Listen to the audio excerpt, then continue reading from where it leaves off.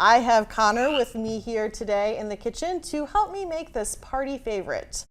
We're gonna start off by mixing our cream cheese and our Italian seasoning. So let's open this up here, and we already have our cream cheese pretty softened. You just need 1 8-ounce pack. But if you're pulling this right out of the fridge at home, if you want to put it in the microwave for about 30 seconds, that way it's easier to stir, that makes it super helpful. So there we go. And then what we need is 1 tablespoon of Italian seasoning. So I'm going to have you help me with that here. Nice. All right, so pour that in here. Then I'm going to have you do the honors for me. And I want you to mix these 2 ingredients together. So now what we want to do is we want to grab our tortillas, and we're going to start spreading our cream cheese on top of our tortillas. I have one for you here. So have you want to put a dollop and try and spread it across and get it as far across as you can. Okay. When you're making these at home, you can choose whatever type of tortillas you want. So they do have spinach tortillas. They have, I think, dried tomato basil tortillas. Nice. Let me do mine.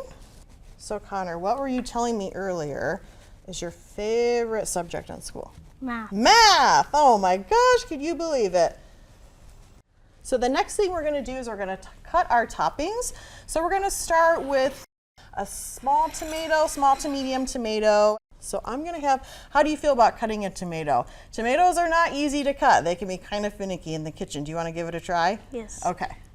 When you're making your cream cheese at home, you can add your tomato and pepperoncini or banana pepper to your cream cheese mixture, but today we're just going to add them on top of our cream cheese mixture. So what is your favorite thing to do in math? Probably angles. Angles, nice.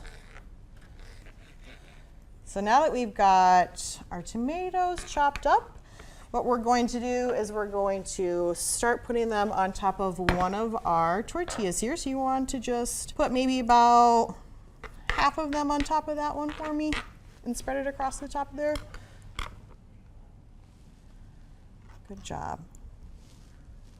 And then what we'll do is we will cut up some of our banana peppers. Have you ever had banana peppers before? Yes. Okay, do you like them? Yes. Okay, perfect. Now let's bring our tortillas back and start adding some on top of our tomatoes and our cream cheese sauce. So we're going to take our lettuce that you've chopped up nicely for us, and we're gonna put it on top of our tortillas here, just a little bit, because we still have to roll them up and we still have a couple more ingredients to add.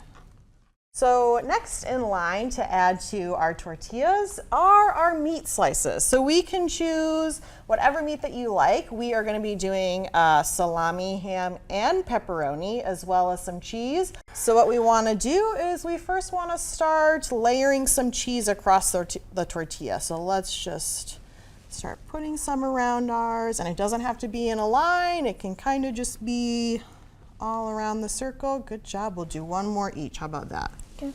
Perfect.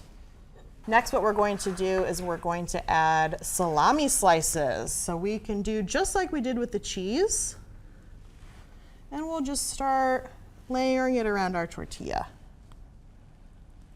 Nice. Perfect. Next, what we'll do on top of the salami is we will arrange our ham. So let's use our ham slices here. Nice job. And last but not least, our pepperonis. So let's sprinkle some pepperonis around, and of course we want to make sure we cover across the whole tortilla here. Okay, now that we have our pepperonis, it is the final part of our pinwheels is making them into pinwheels, so we have to roll them up. So how about we put ours next to each other here, and we're gonna just take the edges here and we're gonna try and tuck it in like this. Make sure we keep it in as much as we can and roll it forward. Yep, you wanna tuck that in like that, yep. And then roll it. Nice. Then keep rolling, keep rolling. Perfect. And then you'll want to set it just like this so it doesn't unfold. Great. So what we're going to do is we are going to chill these. If you are making these ahead of time for a party, you can even chill them overnight and then cut them in the morning for the party. So why don't we put these in the fridge, let them chill for an hour, and then we'll come back and cut them up. It's been about an hour that we've been letting our Pinwheels chill in the fridge. And how about we take one out to cut it up into slices? You want to help me with that? Yes. Okay. So when you're making your pinwheels, of course the ends you need to just kind of chop off because there's not much left in that area. So we'll just chop off each end here. And then you want to have, I don't know, maybe about a 1/2 inch and make your slice. And then you can see it's got a little bit of a wheel there. So how about you do that to the rest of the pinwheel for me? How about that? And now what we're going to do is we already pre-cut our other one, so how about we plate it and we can show everybody how good they look. See if we have enough room for everything. Now these are looking pretty good, don't you think so? Mm-hmm. All right, let's add them on here. You want to help me out with that?